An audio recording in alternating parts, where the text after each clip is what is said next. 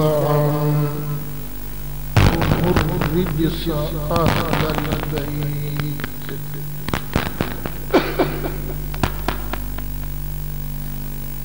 ويطهركم تطهيرا. صدق الله مولانا العظيم وبلغنا رسوله النبي الأمين الكريم ونحن على ذلك لمن الشاهدين والشاكرين والحمد لله رب العالمين.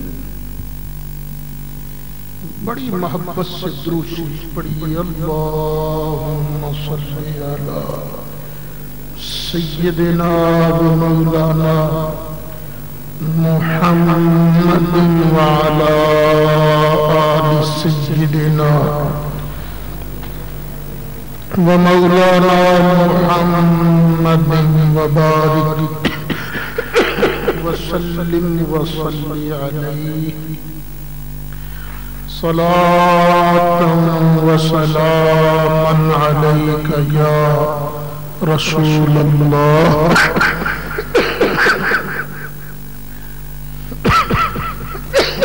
وعلى آلك وأصحابك يا شفيع المذنبين.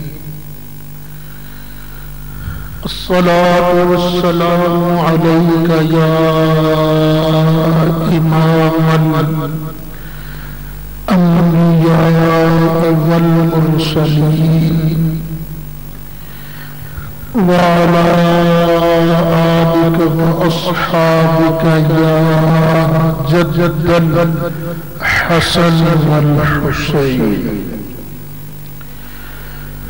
بلغ العلا بكماله كشف الدجى بجماله حسنت جميع خصاله صلوا عليه وآله. يا صاحب الجمال ويا سيد البشر من وجهك المنير لقد نبر القمر لا يمكن الثناء كما كان حقه بعد الخدا بزرگ توئی قصہ مختصر. انتہائی قابل سب احترام بزرگ و دوستو،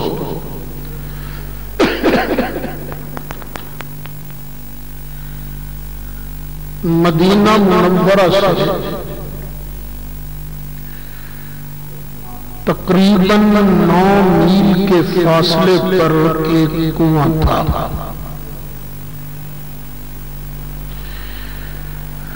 جس کا نام تھا مریسیر.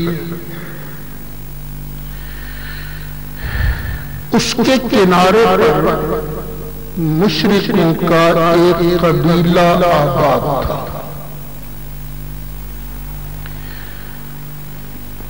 اس قبیلے کے سردار کا نام تھا حارث.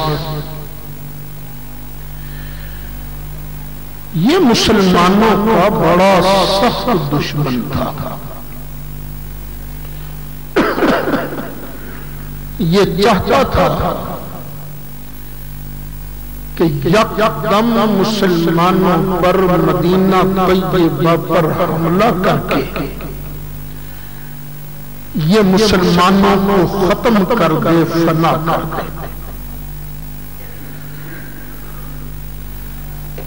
اس مقصد کے لیے اس نے اپنے قبیلے کو ترغیب دینا شروع کی، ابھارنا شروع کیا. بھئی مسلمانوں کو ختم کرنا ہے، لڑائی کی تیاری کرو۔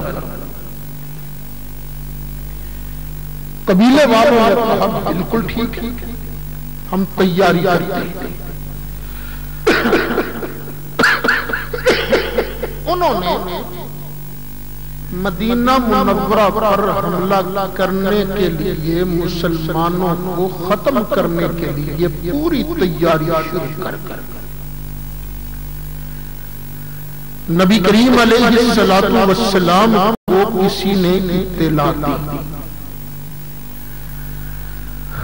آپ نے تحقیق کے لیے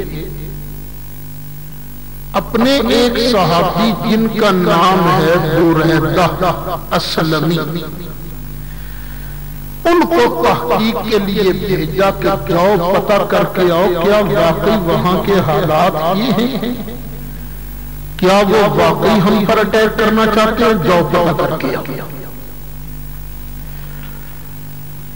انہوں نے آن کے بتایا یا رسول اللہ صلی اللہ علیہ وسلم بالکل یہ بات ٹھیک ہے۔ وہ مدینہ منورہ پر حملہ کرنے کی تیاریوں میں نبی کریم علیہ السلام نے فوراً لشکر تیار کیا کہ قبل اس کے کہ وہ آن کر مدینہ منورہ پر حملہ کریں، ہم ہی جا کر ان کی قوت کو، ان کی شوکت کو توڑ دیتے ہیں۔ نبی کریم علیہ السلام کا معمول مبارک یہ تھا کہ جب بھی سرکار باہر تشریف لے جانا چاہتے، نبی کریم علیہ السلام اپنی ازواج مطہرات کے درمیان قرہ اندازی کرتے، قرہ ڈالتے، جس کا نام قرے میں نکلا تھا، نبی کریم علیہ السلام اس کو اپنے ساتھ لے جاتے۔ اس غزوہ کے لیے، غزوہ مریسی کے لیے قرے میں نام نکلا سیدہ طیبہ طاہرہ حضرت عائشہ صدیقہ کا رضی اللہ تعالی عنہا۔ حضرت عائشہ صدیقہ بھی ساتھ چلی گئی۔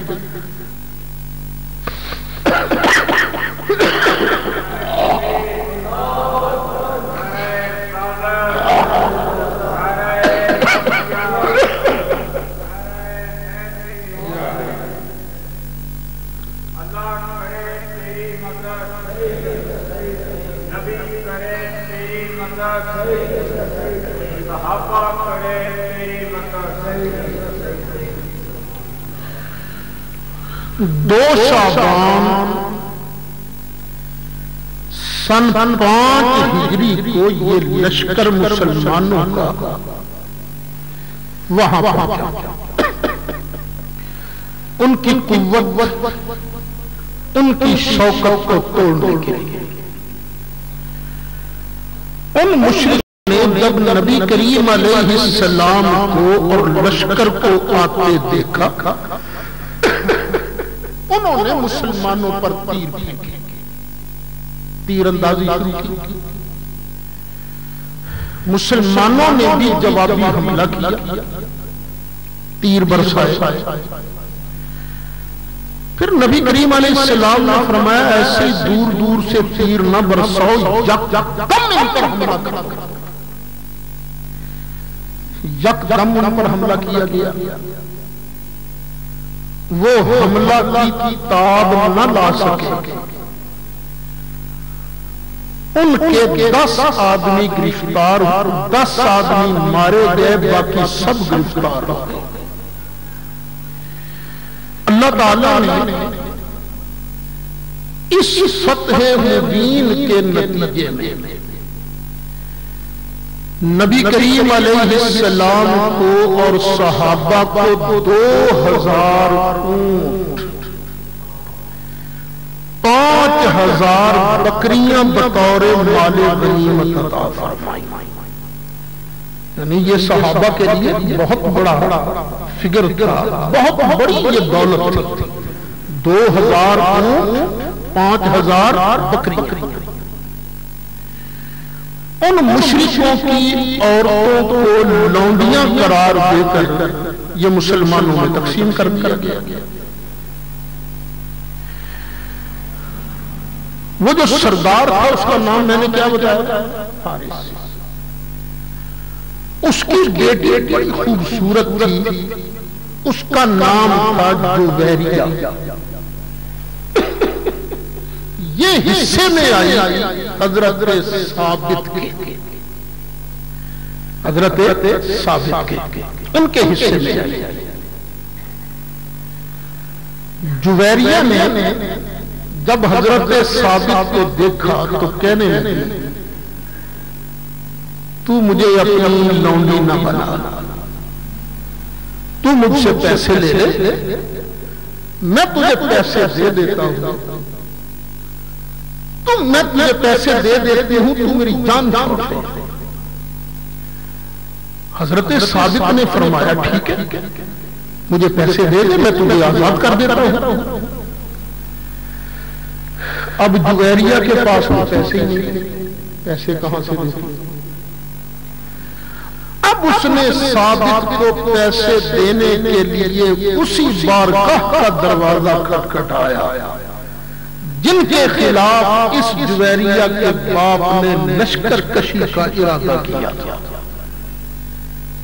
آئی سیدھی نبی کریم علیہ السلام کے پاس، جناب مجھے میری مدد کر دیجیے، میں ثابت کے ساتھ نہیں رہنا چاہتا، میں اسے رقم دے کر جان چھڑانا چاہتا ہوں۔ نبی کریم علیہ السلام نے ارشاد فرمایا میں تمہیں اس سے ایک بہترین تجویز نہ دوں؟ کہنے لگی بہتر جناب فرمائیے کون سی تجویز ہے؟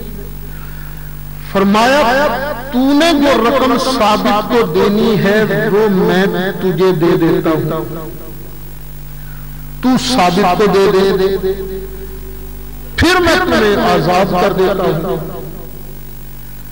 پھر اگر تیری راضی ہو تو تو مجھ سے، تیری رضا ہو تو تو مجھ سے نکاح کر لے، شادی کر لے۔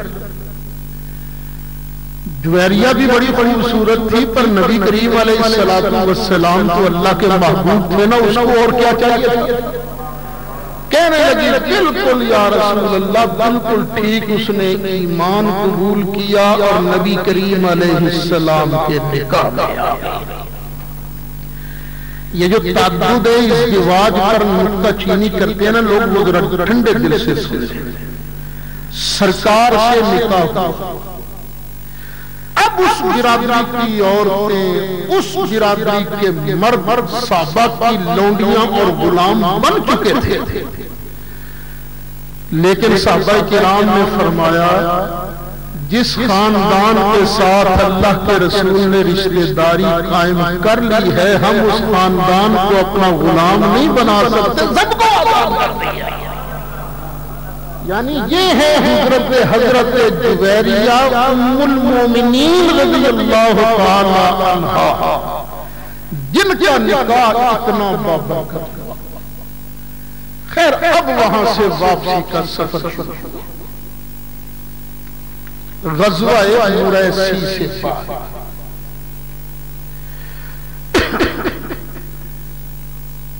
اس واپسی کے سفر سے پہلے بھی ایک اور افسوسناک واقعہ پیش آیا۔ منافقین تاک میں رہا کرتے تھے کوئی موقع ملے کہ ہم ان مسلمانوں کو آپس میں لڑائیں، اور یہ منافقوں کا سردار، اس کا نام کیا تھا؟ عبداللہ بن ابی۔ حضرت عمر فاروق رضی اللہ عنہ آپ کے ایک غلام تھے جن کا نام تھا جیم کے ساتھ غفاری۔ اس کا جھگڑا ہو گیا انصار میں سے حضرت سنان کے ساتھ، جھگڑا ہو گیا، تو میں سے بات آگے بڑی، ہاتھا پائی نوبت آ گئی۔ یہ جو حضرت عمر فاروق کے غلام تھے نا جہجہ غفاری رضی اللہ عنہ، یہ بڑے زور آور اور قد آور تھے، بڑی قوت والے تھے، اور حضرت سنان ان کے مقابلہ میں کمزور تھے۔ یہ مہاجر وہ انصاری، حضرت جہجہ غفاری نے حضرت سنان کو اٹھا کے پٹخا، ان کو بہت مار پیٹ بھی ہوئی۔ جب مار پیٹ زیادہ ہوئی تو حضرت سنان نے اپنی برادری کو آواز دی، آؤ میری مدد کے لیے آؤ۔ انصار سارے حضرت سنان کی مدد کے لیے آگے، ادھر مہاجرین حضرت جہجہ غفاری کی مدد کے لیے آگے۔ اب تو برادری کا مسئلہ پیدا ہو گیا نا، بس یہ شیطان کا کام ہوتا ہے برادریوں کو لڑا کر اپنا الو سیدھا کرنا۔ نبی کریم علیہ السلام نے آہستہ آہستہ اپنے ماننے والوں کو اس بات پر متفق کر دیا تھا، یہ برادریاں صرف پہچان کے لیے ہیں، وگرنہ لا الہ الا اللہ محمد رسول اللہ پڑھنے والے ایک امت ہیں، اصل میں ایک برادری ہیں۔ اب یہ ایک برادری سرکار انہیں بنا رہے تھے، لیکن شیطان بھی اپنے داؤ میں تھا۔ جب ان کے درمیان لڑائی ہونے لگی، نبی کریم علیہ السلام آپ تشریف فرما، نبی کریم علیہ السلام نے ان کو فرمایا، ماں بال یہ تم جاہلیت کی باتیں کیا کرنے لگے؟ یہ تو کفر کی باتیں ہیں، آپس میں لڑنا، چھوڑو لڑائی چھوڑو۔ فَإِنَّهَا مُنْتِنَةٌ، یہ تو بڑی بدبودار چیز ہے، لڑنا یہ بڑا بدبودار عمل ہے، چھوڑو مت لڑو۔ بس نبی کریم علیہ السلام کی آواز گونجنے کی دیر تھی، وہ صحابہ تو سرکار کی ایک ایک ادا پر قربان ہونے والے تھے نا۔ یہ سب صحابہ کرام نے ایک دوسرے کے گلے لگ گئے، ایک دوسرے سے معافی تلافی کی، ہائے ہم سے غلطی ہونے لگی تھی، اللہ سے بھی معافی مانگی، نبی کریم علیہ السلام سے بھی معافی مانگی۔ اب اس فضا کا نتیجہ یہ ہوا، مارا تو تھا نا حضرت جہجہ غفاری نے حضرت سنان کو، مہاجر نے مارا تھا انصاری کو۔ اب مہاجرین کا ایک باقاعدہ وفد حضرت سنان کی بارگاہ میں آیا، معاف کر دیجیے آپ کے ساتھ زیادتی ہے، معاف کر دیجیے زیادتی ہوئی ہے، بس ان کا معافی مانگنا تھا۔ حضرت سنان نے کھلے دل سے معاف کر دیا، جب گلے مل گئے گلا سارا جاتا رہا، یہ بات تو ختم ہو گئی۔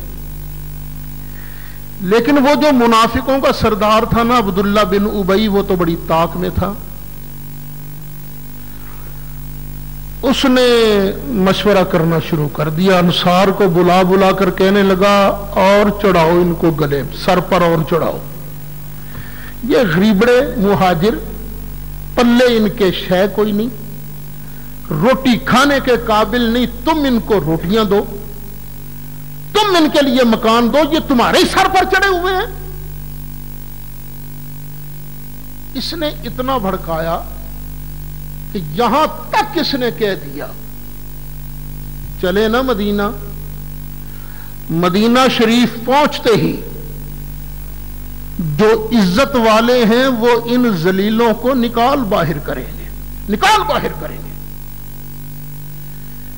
اب اس نے یہ بات کہہ دی، ایک چھوٹی عمر کے صحابی تھے، ان کا نام ہے حضرت زید بن ارقم رضی اللہ عنہ، وہ بھی وہاں موجود تھے، اس کی بات سن رہے تھے۔ انہوں نے نے آن کے نبی کریم علیہ السلام کی بارگاہ میں عرض کیا، یا رسول اللہ صلی اللہ علیہ وسلم، آج عبداللہ بن ابی نے یہ کہا ہے کہ مدینہ پہنچ کر عزت والے ذلیلوں کو باہر نکال دیں گے۔ نبی کریم علیہ الصلوۃ والسلام نے بلایا، عبداللہ بن ابی صاف مکر گیا، توبہ توبہ جی میں نے کہا ہی نہیں ہے۔ ابھی عبداللہ بن ابی کی منافقت انصار پر اتنی کھلی نہیں تھی، انصار کے بھی کہنے لگے نہیں وہ تو بڑا معزز آدمی ہے، اس چھوٹا بچہ جو ہے نا اس نے پتہ نہیں کیا سنا ہے، کیا کہہ دیا، اپنی طرف سے بات بنا دی ہے، تو یہ تو اچھی بات نہیں ہے۔ نبی کریم علیہ الصلوۃ والسلام بھی خاموش ہو گئے، سرکار نے ان کو کچھ نہیں کہا، نہیں کہا ان کو کچھ، منافقوں کو۔ تھوڑی دیر بعد اللہ کا فرشتہ جبریل وحی لے کر آ گیا۔ سورہ منافقون کی آیتیں ہیں 28واں پارہ۔ یقولون لئن رجعنا لیخرجن الاعز منها الاذل رجعنا الى المدینہ یقولون لئن رجعنا الى المدینة لیخرجن الاعز منها الاذل، یہ کہتے ہیں، میں اللہ گواہی دیتا ہوں، یہ کہتے ہیں مدینہ پہنچ کر جو عزت والے ہیں ذلیلوں کو نکال دیں گے۔ اللہ فرماتا وَلِلَّهِ الْعِزَّةُ وَلِرَسُولِهِ وَلِلْمُؤْمِنِينَ وَلَكِنَّ الْمُنَافِقِينَ لَا يَعْلَمُونَ۔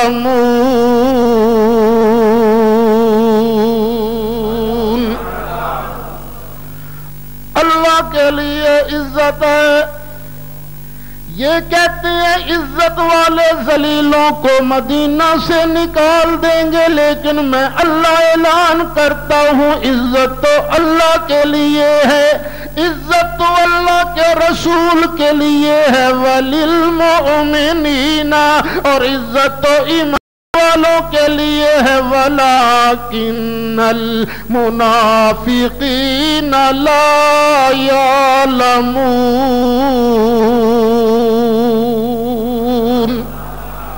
منافق اس بات کو نہیں جانتے۔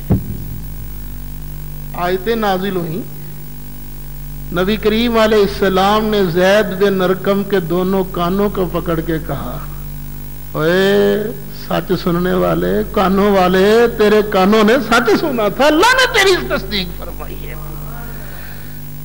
صحابی کا نام ہی ہو گیا ذوالأذنین الواعیہ، دو کانوں والا، سچ سننے والے دو کانوں والا، حفاظت کرنے والے دو کانوں والا، چیز کو محفوظ رکھنے والے دو کانوں والا۔ ہر کسی کے دو کان ہوتے ہیں، لیکن اس نے چونکہ ان منافقوں کی بات سن کر رسول اللہ کی بارگاہ میں سچی سچی بات کر دی تھی، ان کا نام ہی ہو گیا ذوالأذنین الواعیہ۔ اب اسی رستے میں دو واقعات اور پیش آئے اسی سفر میں۔ ایک بات اور سنا دیتا ہوں، حضرت عمر فاروق رضی اللہ عنہ آپ تلوار لے کر نبی کریم علیہ السلام کے پاس آ گئے، آقا یہ عبداللہ تو منافق ہے، میں اس کی گردن نہ اڑاؤں؟ فرمایا نہیں، اگر تم نے اس کی گردن اڑائی نا تو لوگ کہیں گے محمد نے اپنے ساتھیوں کو قتل کرنا شروع کر دیا۔ نہیں، رہنے دو رہنے دو۔ اب اللہ کی شان ہے تو بات والی، لیکن ابھی سنا دوں، باپ اتنا بڑا بے ایمان اور بیٹے کا نام بھی تھا عبداللہ۔ جب یہ لوگ مدینہ شریف آنے لگے تو بیٹا مدینہ شریف کے باہر ہی نہ تلوار لے کر کھڑا ہو گیا۔ ابا لگانا اندر جانے تو کہنے لگا ابا میں تو تجھے اندر نہیں جانے دوں گا، تو نے کہا تھا رسول اللہ اور ایمان والے ذلیل ہیں، میں تو تجھے اندر نہیں جانوں گا، تو اعلان کر کہ میں اور میرے ساتھی ذلیل ہیں، رسول اللہ اور ان کے ساتھی عزت والے ہیں، اعلان کر پھر میں تمہیں اندر جانے دوں گا۔ اس نے کہا بیٹا کیا کہہ رہا ہے تو، کیا کہہ رہا ہے میں تیرا باپ؟ اس نے کہا نہیں، تو میرا باپ ہے لیکن میرا سب کچھ مینا کا لال ہے۔ کیا اخیر اس نے کہا میں ذلیل ہوں، میرے ساتھی ذلیل ہیں اور یہ عزت والے ہیں۔ تب بیٹے نے اپنے باپ کو اندر جانے دیا۔ یہ ہوتا ہے ایمان۔ اچھا، اب اسی رستے میں دو واقعے پیش آئے تھے۔ پہلا واقعہ یہ کہ جا رہے تھے نا سفر کے لیے، تو حضرت سیدہ طیبہ عائشہ صدیقہ رات ڈیرا لگایا۔ جب جانے لگے آقا ہار گم ہو گئے، ہار نہیں مل رہا۔ فرمایا اچھا، صحابہ کو فرمایا چلو بھی صحابہ ہار تلاش کرو۔ صحابہ نے ہار تلاش کرنا شروع کر دیا۔ نبی کریم علیہ الصلوۃ والسلام خدا رام فرما ہو گئے حضرت عائشہ کی گود میں سر رکھ کر۔ ہار تلاش کرتے کرتے نماز کا وقت آ گیا۔ صحابہ کو ہار نہیں مل رہا تھا۔ صحابہ کرام نے غصے میں لال پیلا ہونا شروع کر دیا، ہمیں ہار نہیں مل رہا، عائشہ نے ہار سنبھالا نہیں، مصیبت ہمیں ڈال دی، ہار ملتا نہیں، اب نماز کا وقت آ گیا ہے، یہاں تو پانی بھی نہیں ہے، پانی کے بغیر ہم وضو نہیں کر سکتے، وضو کے بغیر نماز نہیں پڑھ سکتے۔ آج اگر نماز قضا ہوئی تو اس کی ذمہ دار ہوگی عائشہ، یہ عائشہ اس کے ذمہ دار ہوگی۔ بعض صحابہ نے حضرت ابو بکر صدیق سے بھی جا کے کہا ابو بکر اپنی صاحبزادی کو سمجھا، عمر چھوٹی ہے، چیزیں سنبھال نہیں سکتی، مصیبت ہمیں ڈال دی ہے۔ حضرت ابو بکر بھی ناراض ہوئے۔ ادھر صحابہ کرام ہار تلاش کر رہے ہیں، وقت تنگ ہو رہا ہے، ادھر نبی کریم علیہ السلام مسکراتے کھڑے ہو گئے۔ نبی کریم علیہ الصلوۃ والسلام نے ارشاد فرمایا ابھی ابھی جبریل میرے پاس قرآن کی آیتیں لے کر آیا ہے، لم تجدوا ماء فتیمموا صعیدا طیبا۔ اے ایمان والو، اگر تمہیں پانی نہ ملے تو پاک مٹی سے تیمم کر لیا کرو۔ صحابہ کرام نے جب یہ بات سنی، وہی صحابہ جن کے رنگ پہلے غصے سے لال پیلے ہو رہے تھے، خوشی کے مارے اچھل پڑے اور کہنے لگے اے ابو بکر، تیرے خاندان کی پہلی برکت نہیں، آج اگر عائشہ کا ہار گم نہ ہوتا تو قیامت تک کے آنے والے مومنوں کو تیمم کی نعمت نہ ملتی۔ ایک واقعہ یہ پیش آیا، دوسرا واقعہ ایک اور پیش آیا۔ واپسی ہو رہی تھی، واپسی پر حضرت عائشہ صدیقہ اتری اپنے ہودج سے، ہودج سے اتر کر رفع حاجت کے لیے دور چلی گئی۔ فارغ ہو کر جب واپس آئیں تو پھر خیال آیا میرا تو ہار نہیں ہے، ہار نہیں ہے۔ ہار کو ڈھونڈنے کے لیے حضرت عائشہ صدیقہ اب پھر واپس گئی۔ اتنی دیر میں اللہ کا حکم آ گیا تھا، چلو یہاں سے محبوب، چلو یہاں سے اٹھو، یہاں سے کوچ کرو۔ نبی کریم علیہ السلام نے کوچ کا آرڈر دیا۔ وہ صحابہ جن کی ڈیوٹی تھی حضرت سیدہ عائشہ صدیقہ کا ہودج اٹھانے کی، انہوں نے ہودج اٹھایا، ان کو پتہ بھی نہیں چلا کہ حضرت عائشہ اندر ہیں یا نہیں، کیونکہ دبلی پتلی تھی، ویٹ تو تھا نہیں۔ اب انہوں نے سمجھا حضرت عائشہ اندر ہی ہیں، انہوں نے ہودج کو اونٹ پر رکھا، سفر شروع ہو گیا، سارا قافلہ چل پڑا، حضرت عائشہ ہار لے کر واپس آئیں تو دیکھا قافلہ غائب، حضرت عائشہ صدیقہ وہیں لیٹ گئی کہ ہاں جب ان کو پتا چلے گا تو کوئی نہ کوئی تو مجھے لینے آئے گا نا۔ نبی کریم علیہ السلام نے ایک صحابی ہیں جن کا نام ہے صفوان بن معطل، ان کی ڈیوٹی لگائی تھی کہ بعد میں اگر کسی کا سامان رہ جائے تو سامان اٹھا کر تو نے لانا ہے۔ حضرت صفوان جب گری پڑی چیزیں اٹھاتے اٹھاتے وہاں پہنچے تو انہوں نے دیکھا آیت حجاب پردے کی آیت نازل ہونے سے پہلے وہ حضرت عائشہ کو دیکھ چکے تھے، تو جب انہوں نے لیٹے دیکھا تو پہچان گئے، قریب نہیں آئے، دور سے کہا انا للہ و انا الیہ راجعون۔ حضرت عائشہ صدیقہ نے آواز سنی، اٹھ کر بیٹھ گئی، وہ اونٹ قریب لے کر آئے، حضرت عائشہ صدیقہ اونٹ پر بیٹھ گئی اور وہ آگے آگے مہار پکڑ کر مدینہ منورہ داخل ہو گئے۔ حضرت عائشہ صدیقہ مدینہ شریف پہنچتے ہی بیمار بھی ہو گئی۔ حضرت عائشہ صدیقہ کو پتہ نہیں تھا، اب یہاں پر لوگوں نے تہمت لگانی شروع کی کہ عائشہ اور صفوان ان کے درمیان وہاں تعلقات قائم ہوئے ہیں، عائشہ پاک نہیں رہی، صاف نہیں رہی، تہمت تو لگی، لیکن افسوس ہے یہ کہانی بڑے رنگ چڑھا کر بخاری وغیرہ کے اندر بیان کی گئی ہے، بڑے رنگ چڑھا کر۔ میں آپ کے سامنے اس کی چند باتیں عرض کروں گا۔ حدیث شریف بیان کرنے کا ایک طریقہ ہوتا ہے، اس نے سنی اس سے، اس نے سنی اس سے، اس نے سنی اس سے، اور اس نے سنی نبی کریم علیہ السلام سے، پوری سند بیان کی جاتی ہے۔ لیکن یہ جو تہمت والا واقعہ ہے اس کی سند میں بہت بڑی ایک گڑبڑ ہے، وہ سن لیجیے۔ میرے پاس ہے یہ بخاری شریف کا اردو ترجمہ جو ایک وہابی عالم علامہ وحید الزماں نے کیا ہے، اور اس کے اندر بخاری شریف کا متن بھی ہے، آگے ان کا ترجمہ ہے۔ حدیث کا متن کیا ہے؟ حدثنا یحیی بن بکیر،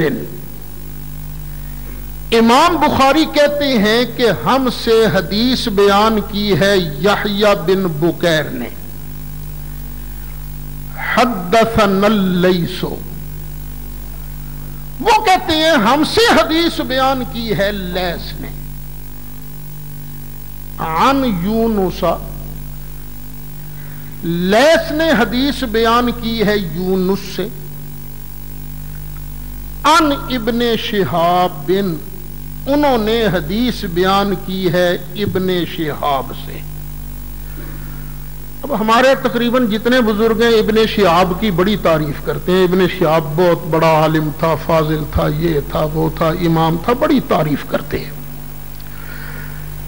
پتہ نہیں کیا بات ہے، زیادہ گڑبڑ ابن حدیث کی روایتوں میں ہے، ابن شہاب کی روایتوں کے اندر ہی آئی ہے۔ ابن شہاب زوری جسے جلیل القدر تابعی کہا جاتا ہے، اب ابن شہاب کیا کہتا ہے؟ قال اخبرنی عروہ بن الزبیر، مجھے بتایا ہے عروہ بن زبیر نے، وسعید بن المسیب، اور سعید بن مسیب نے، کس نے بتایا؟ عروہ بن زبیر نے اور سعید بن مسیب نے، وعلقمۃ بن وقاص، اور علقمہ بن وقاص نے، کتنے ہو گئے بتانے والے؟ 3۔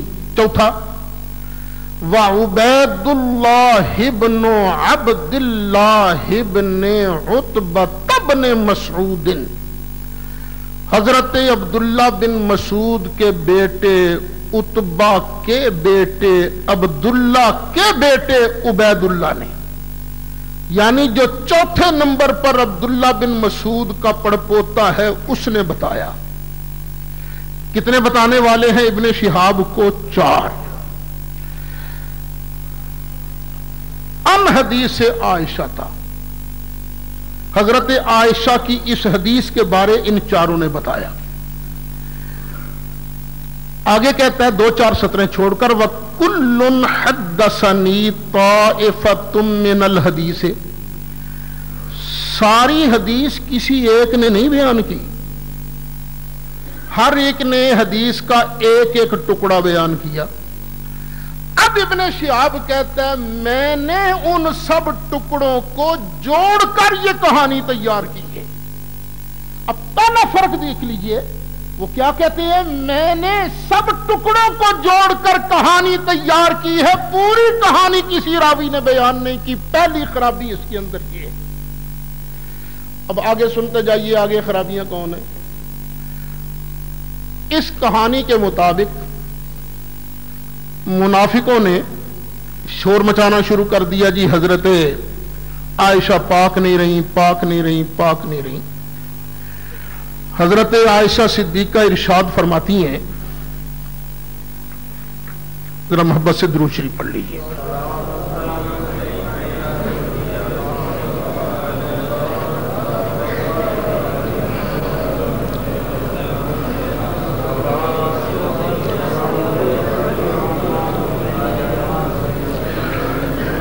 یہ جو کہانی بیان کی گئی ہے، اب اس کے اندر تضادات کیا کیا ہے؟ تضادات اسی کہانی میں ایک جگہ یہ بیان کیا گیا ہے کہ وحی کے آنے سے پہلے نبی کریم علیہ السلام منبر پر رونق افروز ہوئے اور اللہ کے نام کی قسم کھا کے فرمایا، فَوَاللَّهِ مَا عَلِمْتُ عَلَىٰ أَهْلِي إِلَّا خَيْرًا،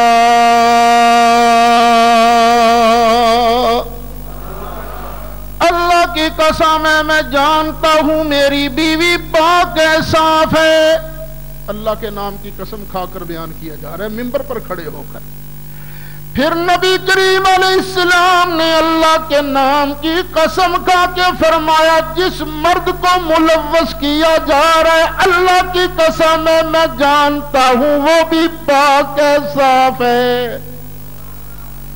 ایک طرف تو رسول قسم کھا کر بیان کر رہے ہیں کہ عائشہ پاک ہے، اور دوسری طرف اسی بخاری کے اندر یہ بھی موجود ہے، نبی کریم علیہ السلام نے حضرت عائشہ سے پوچھا، جب حضرت عائشہ اپنے گھر چلی گئی تھی، عائشہ اگر تجھ سے یہ گناہ ہو گیا ہے تو توبہ کر لے، اللہ تیری توبہ قبول کر لے گا۔ ادھر رسول قسم کھا کے کہہ رہے ہیں اور ادھر کیا کہہ رہے ہیں؟ اگر تجھ سے گناہ ہو گیا ہے، یعنی رسول کو بھی شک تھا، شک نہیں بلکہ بخاری کی روایت کے مطابق پک تھا کہ عائشہ گناہ میں ملوث ہو چکے ہیں، بخاری کی اس روایت کے مطابق۔ حالانکہ اس واقعہ سے بہت پہلے اللہ ازواج مطہرات کی عظمت اور شان بیان کرتے ہوئے آیت نازل کر چکا ہے، انما یرید اللہ لیذہب عنکم الرجس اہل البیت ویطہرکم تطہیرا۔ اے نبی کی گھر والیوں، نبی کی بیویوں، اللہ یہی چاہتا ہے تم سے پلیتیاں دور رکھے اور تمہیں اس طرح پاک کر دے جس طرح کے پاک کرنے کا حق ہے۔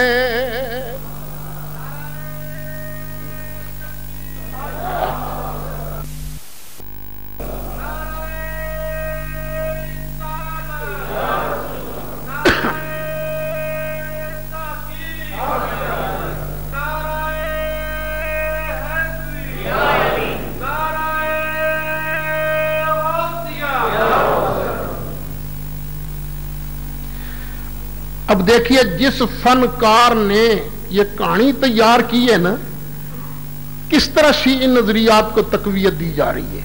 فنکار ہے کوئی، یہ حدیث رسول نہیں ہے. 4 آدمیوں نے پتہ نہیں کیا کیا کچھ بیان کیا، ابن شہاب یہ ساری کہانی جوڑ کے آگے بیان کر رہا ہے. اور اتنا شک پڑ گیا رسول کو کہ بیوی چھوڑنے کے بارے مشورے شروع کر دیے. نبی کریم علیہ السلام کی عمر مبارک اس وقت کتنی تھی؟ 58 سال. کتنی عمر تھی؟ 58 سال. آپ بھی سوچو 58 سال کا آدمی اس طرح کے معاملات میں مشورے کن لوگوں سے کرتا ہے؟ کیا 12-13 سال کے بچوں سے مشورے کرتا ہے؟ پوچھا جا سکتا ہے کیا ہوا تھا، یہ پوچھا جا سکتا ہے، مشورہ نہیں کرتا. بخاری کے اندر موجود ہے نبی کریم علیہ السلام نے 12-13 سال کے بچے حضرت اسامہ سے مشورہ کیا اور حضرت علی سے مشورہ کیا. حضرت اسامہ کی عمر کتنی ہے؟ 12-13 سال. یہ متن ہی بتا رہا ہے، یہ کہانی گھڑی گئی ہے، وگرنہ یہ بات عقل میں آنے والی نہیں ہے.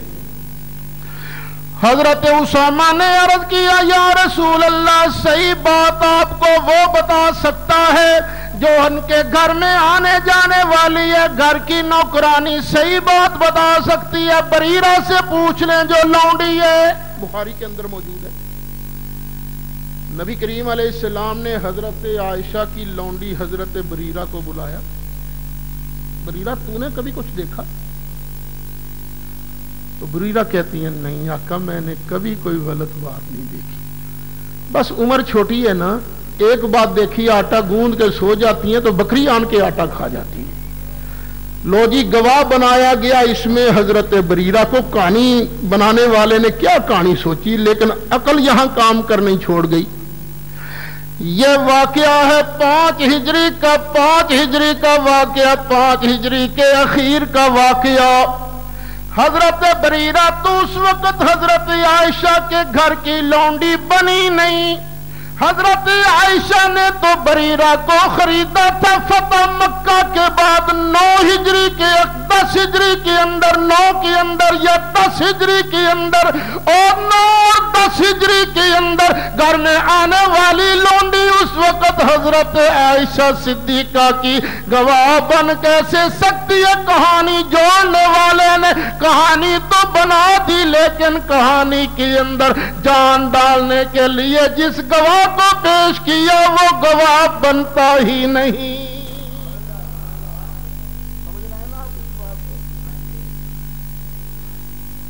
اچھا اب نبی کریم علیہ السلام نے حضرت علی سے مشورہ کیا. علی تمہارا کیا خیال ہے؟ علی نے کیسا شاہکار مشورہ پیش کیا، کیسا شان والا مشورہ جو کہانی کے اندر ہے. کہانی کے اندر یہ ہے کہ حضرت علی نے مشورہ دیا آقا نہیں دل کرتا تو چھڑ دو، تھوڑے واسطے بڑھیاں تھوڑیاں نے. اب یہ مشورہ دینے کا مطلب کیا تھا؟ رسول کو تسلی دینا مقصود تھا یا مقصد یہ تھا کہ چلو جان چھڑاؤ عائشہ کو لو؟ یہ اللہ کی قسم ہے حاشا وکلا، علی مرتضیٰ تو بڑے سمجھدار تھے، بڑی عقل والے تھے، بڑے سمجھ والے تھے. علی ایسا لغو مشورہ تو دے ہی نہیں سکتے تھے. سبحانک ھذا بہتان عظیم.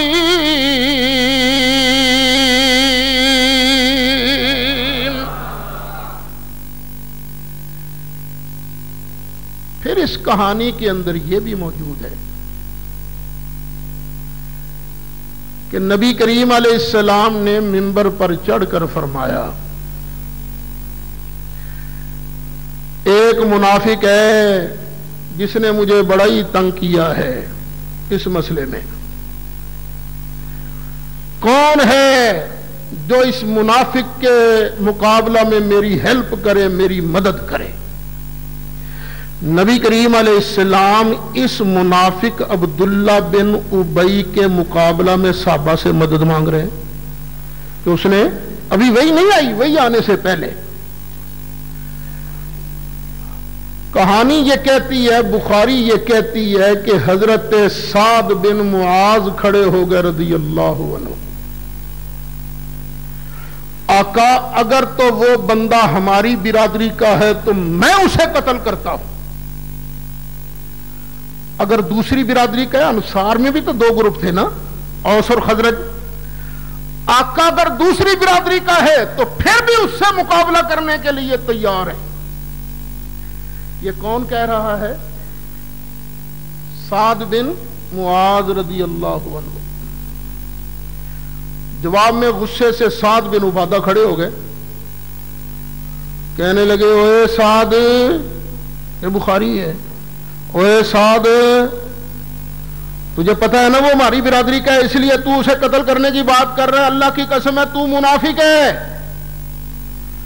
سعد بن معاذ کہتے ہیں نہیں تو منافق ہے. لو دونوں کو مہتی کھڑی ہو گیا، رسول کے سامنے ان دونوں نے لڑنا شروع کر دیا. یہ کہانی بیان کی گئی. اس کا مطلب کیا ہے؟ اللہ نے تو کہا تھا نا نبی کریم علیہ السلام کے سامنے آوازیں بلند نہیں کرنی. یا ایھا الذین آمنوا لا ترفعوا اصواتکم فوق صوت النبی. ذرا قرآن شریف سورہ نور والذین جاءوا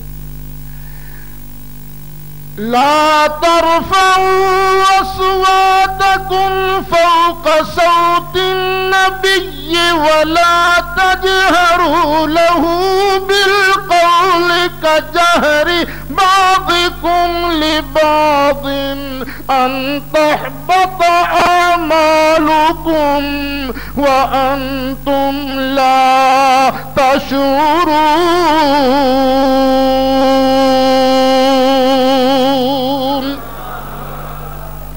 جن صحابہ کو اللہ تعالیٰ یہ تلقین کر رہا ہے وہی صحابہ نبی پاک کے سامنے آوازیں بلند کرتے تھے، لڑا کرتے تھے، اللہ کے نام کی قسمیں کھا کھا کر ایک دوسرے کو منافق کہا کرتے تھے.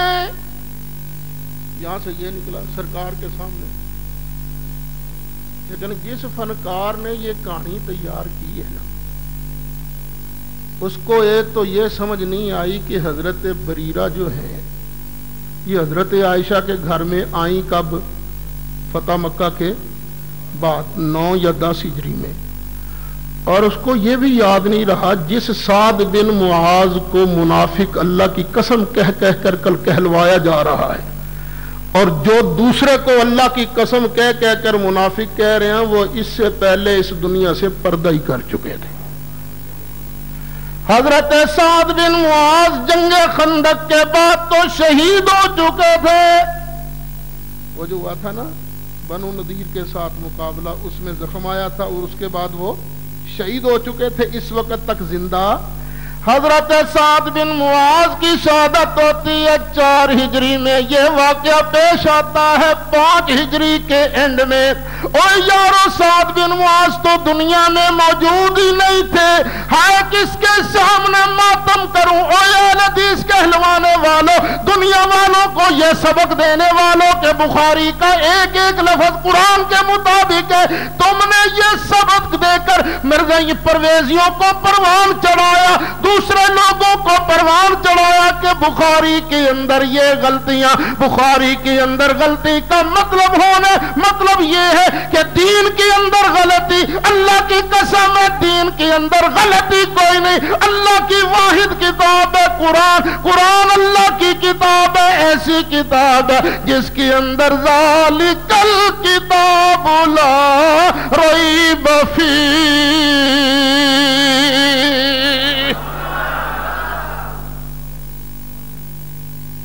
یہ پتہ نہیں کیا سبق پڑھایا جا رہا ہے. نہ ایسا نہیں. سورہ نور کیوں نا ان الذین جاءوا بالافک عصبۃ منکم، یہ ذرا نکالو. پھر بخاری کے اندر ایک اور کہانی ہے. نعرہ تکبیر، نعرہ رسالت، نعرہ حیدری، نعرہ غوثیہ،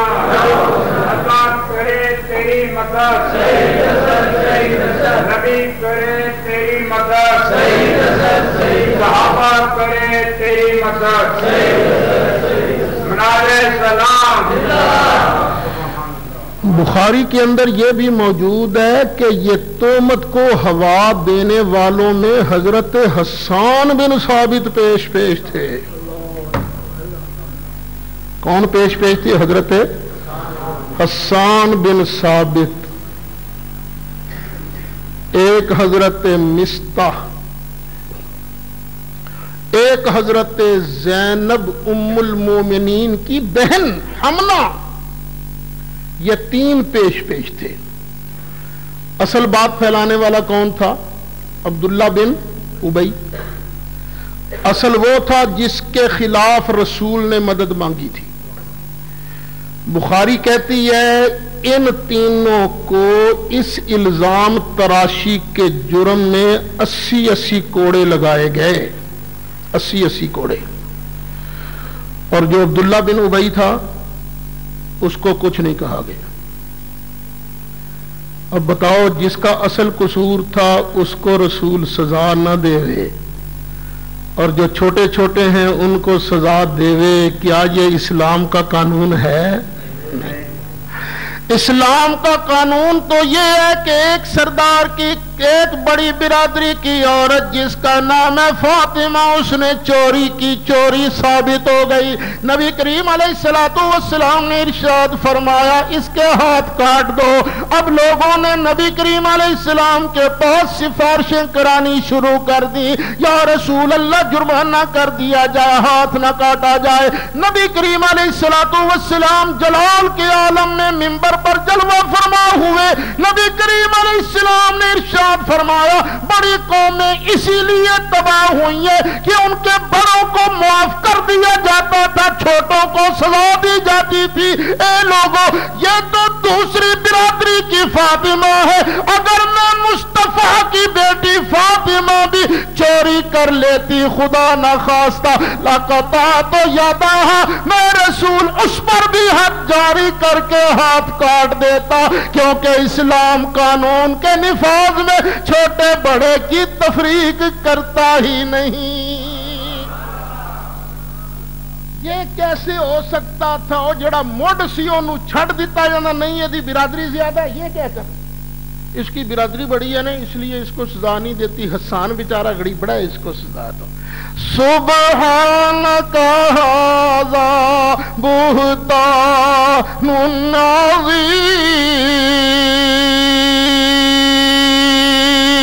عظیم۔ اور بھی اس کے اندر بڑی خرابیاں ہیں اس بخاری کی حدیث میں۔ تو قصہ مختصر جو قرآن نے کہا ہے نا، بس اسی پر یقین کر لو۔ زیادہ یہ لمبی چوڑی باتیں ہو، صحیح سند بھی کوئی نہیں، یہ ایک راوی نے بیان نہیں کیا کہ تسلسل سے چلا آتا ہو، 4 راویوں کی بات ہے۔ اور ابن شہاب خود کہتا ہے، بخاری کے متن کے اندر موجود ہے، میں نے 4 کی بات جوڑ کر یہ کہانی تیار کی ہے۔ پتہ نہیں کون سا ٹکڑا کس نے بیان کیا، کون سا ٹکڑا کس نے بیان کیا۔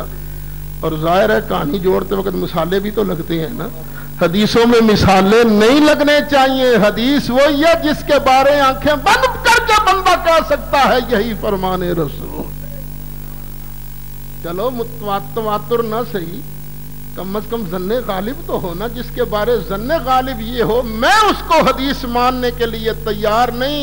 اے ام المومنین، ہماری اماں عائشہ، تو اس کہانی سے بری ہے، اللہ کا رسول بھی اس کہانی سے بری ہے۔ اللہ تعالی ہدایت دے ان لوگوں کو جو اس طرح کی کہانیاں سرے منبر بیان کرتے ہیں۔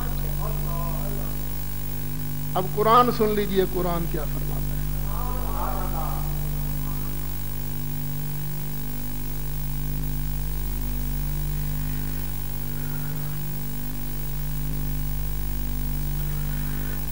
ان الذين جاءوا بالافك عصبة منكم، جن لوگوں نے بہتان لگایا ہے نا، تم میں سے یہ ایک گروپ ہے جنہوں نے بہتان لگایا تھا۔ لا تحسبوه شرا لكم، تم اس کو اپنے لیے برا مت سمجھو، برا نہ سمجھو. بل ہوا خیر لکم، بلکہ تمہارے لیے بہتر ہے. لکل امرئ منہم ما اکتسب من الاثم، جس آدمی نے تم میں سے گناہ کا حصہ جو کمایا ہے نا، اس کے لیے اتنی سزا ہے، جس کا جتنا جرم ہے اس کی اتنی سزا. والذی تولی کبرہ منہم لہ عذاب عظیم، اور جس نے اس کا بڑا حصہ حاصل کیا، اصل بانی مبانی ہے، اس کے لیے بہت بڑا عذاب ہے. اب یہ بہت بڑا عذاب کس کے لیے ہے؟ کس کے لیے؟ عبداللہ بن، لیکن ہائے افسوس بخاری کہتی ہے یہ حضرت حسان کے لیے. استغفر. حسان تو وہ ہیں جن کے بارے نبی کریم علیہ السلام نے فرمایا تھا حسان تجھ پر میرے ماں باپ قربان ہو، یہ کھڑا ہو جا اور کھڑا ہو کر میں رسول کی عظمت بیان کر. جو کافر یہودی مشرک ہے ان کو منہ توڑ کے جواب دے، جب تک تم میری عظمت بیان کرتا رہے گا جبریل تیری مدد فرماتا رہے گا. حسان کے لیے تو رضی اللہ عنہ کی بشارت ہے. بخاری کہنے لہو عذاب عظیم، یہ عذاب عظیم تو عبداللہ بن ابی کے لیے ہے، حسان بن ثابت کے لیے تو جنت کے باغات ہیں.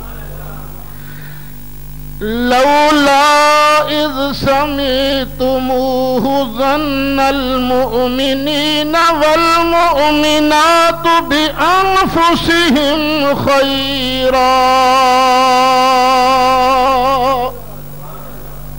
کیوں ایسے نہیں ہوا کہ سنتے ہی مسلمانوں کو دل میں کہہ دینا چاہیے تھا اچھی بات، اچھا گمان کرنا چاہیے تھا، اور زبان سے کہنا چاہیے تھا وَقَالُوا هَذَا إِفْكٌ مُبِينٌ،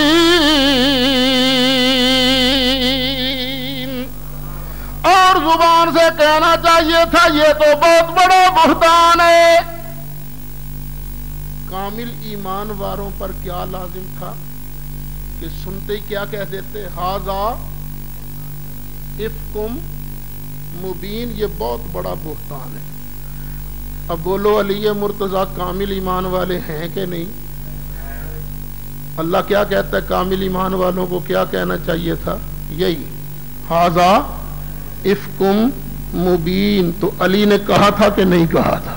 کہا تھا. یا علی کامل الایمان نہیں، اگر کامل الایمان مانتے ہو تو کہنا پڑے گا انہوں نے بھی کہا ھذا افک مبین.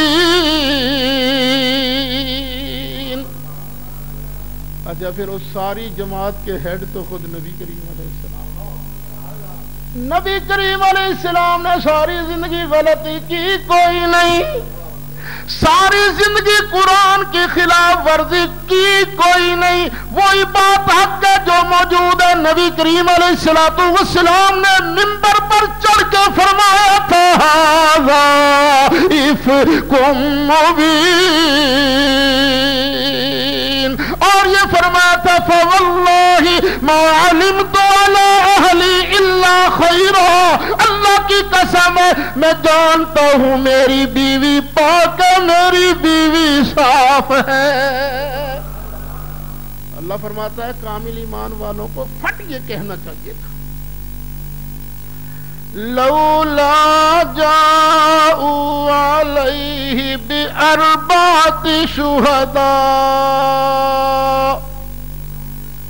یہ الزام لگانے والے 4 گواہ کیوں نہیں لے کر آئے؟ 4 گواہ ان کو لے کر آنے چاہیے تھے. فَإِذْ لَمْ يَأْتُوا بِالشُّهَدَاءِ فَأُولَئِكَ عِندَ اللَّهِ هُمُ الْكَاذِبُونَ.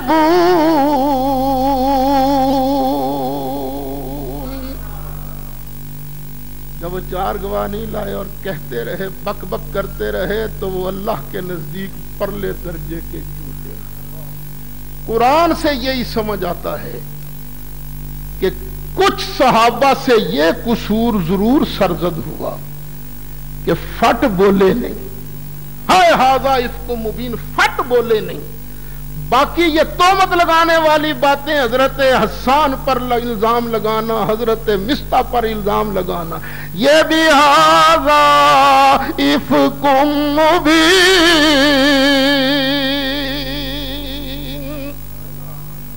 اب خلاصہ عرض کر دوں، یہ کہانی اگر مان لی جائے تو کئی خرابیاں لازم آتی ہیں۔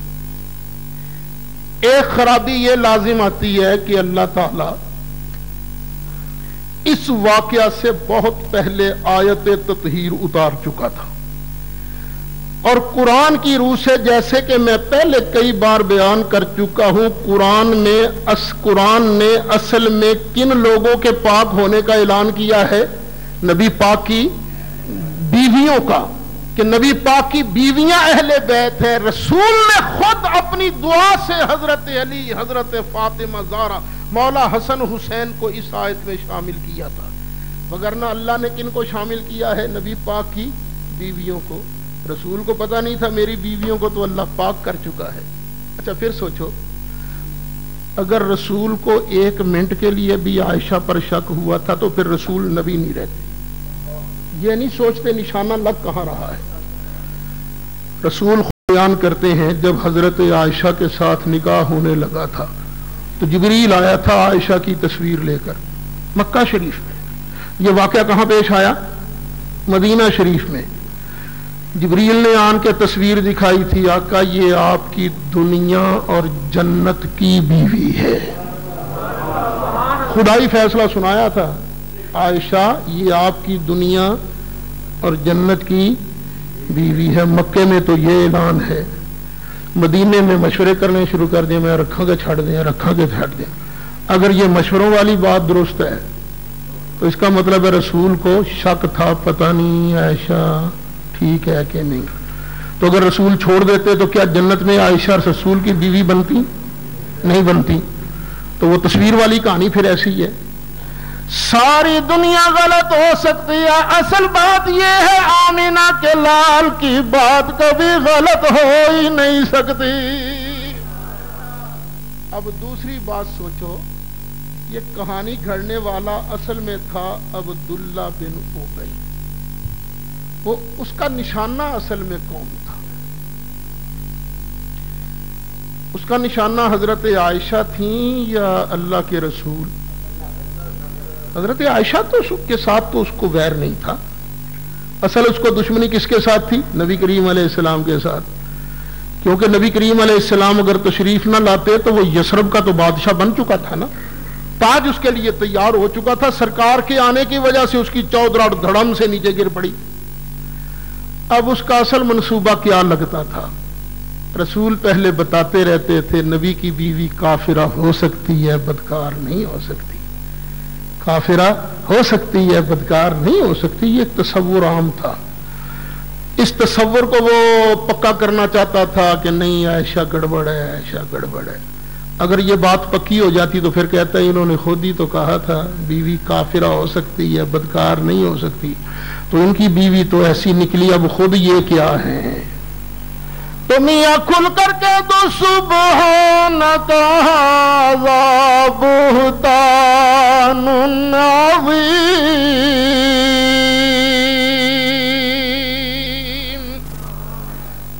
ایک تو یہ کہانی افک والی آیت تطہیر کے خلاف ہے، ایک۔ دوسرا، اس کہانی میں گواہ بنایا گیا ہے حضرت بریرہ کو۔ واقعہ کب کا ہے؟ 5 ہجری کے اخیر کا، کیونکہ 2 شعبان 5 ہجری کو تو سرکار غزوہ کے لیے تشریف لے جاتے ہیں، حملہ ہوتا ہے وہاں 2 شعبان کو، اور حضرت بریرہ کو حضرت سیدہ عائشہ صدیقہ طیبہ طاہرہ کب خریدتی ہیں؟ فتح مکہ کے بعد۔ تو یہ تھی نہیں، یہ گواہ کیسے بن گئی؟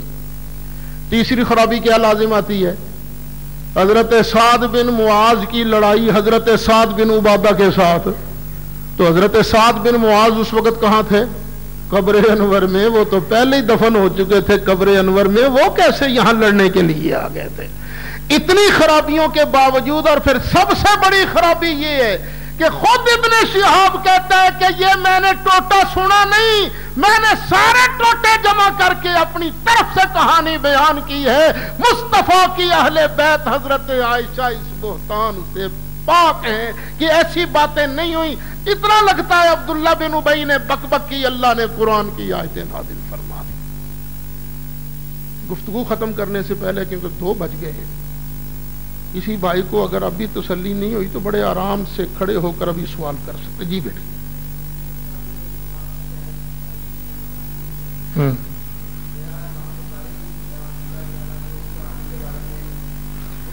غلطی لگ گئی نا. ادھر آ بیٹے، ادھر آ.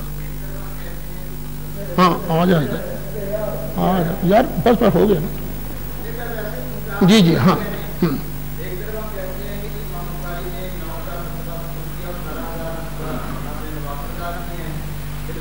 یہ سب بڑھتی کہانیاں یار، اور اتنی کہانیاں. بٹ ٹھیک ہے، نیک آدمی تھے، غلطی لگ جاتی ہے.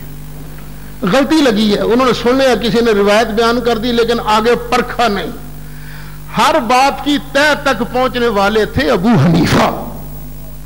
ابو حنیفہ کا ثانی کوئی نہیں. بخاری سے کئی غلطیاں ہوئی ہیں، یہی تو میں رو رہا ہوں. بخاری پر وہی نہیں آتی تھی، آمنہ کے لال پر وہی آتی تھی.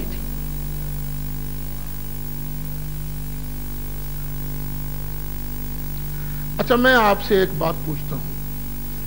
نبی کریم علیہ السلام سب نبیوں سے افضل اور اعلیٰ ہیں، یہ بات صحیح ہے کہ نہیں؟ اگر کوئی کہے کہ نہیں تو وہ سچ کہہ رہا ہے کہ جھوٹ بول رہا ہے. بخاری نے ایک حدیث نقل کی ہے کہ نبی کریم علیہ السلام نے فرمایا من قال انا خیر من یونس بن متی فقد کذب. جو آدمی یہ کہے کہ میں یونس بن متی سے افضل ہوں وہ جھوٹ بولتا ہے.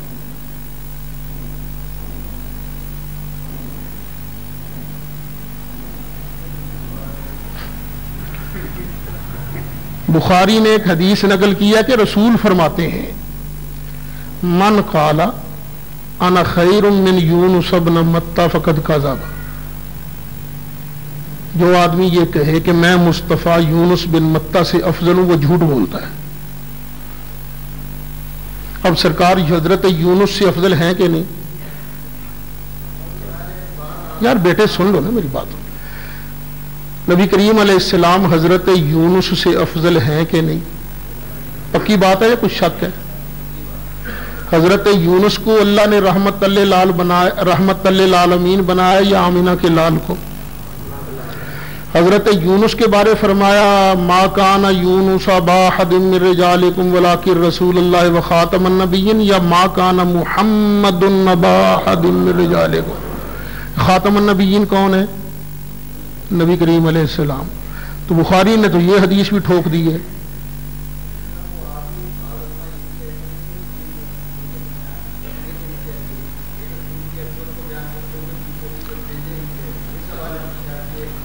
نہیں، سرکار فرمایا اس نے جھوٹ بولا.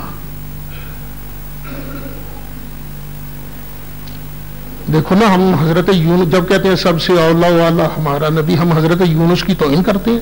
نہیں، ہم کہتے ہیں وہ بھی شان والے پر یہ سب سے اونچے. سارے اونچوں سے اونچا سمجھیے جسے، یعنی باقیوں کو بھی اونچا مانتے ہیں لیکن ان سے بھی اونچا اپنے آقا کو مانتے ہیں. اب بخاری نے تو یہ بھی نقل کیا ہے، صحیح مان لیں اس کو بھی.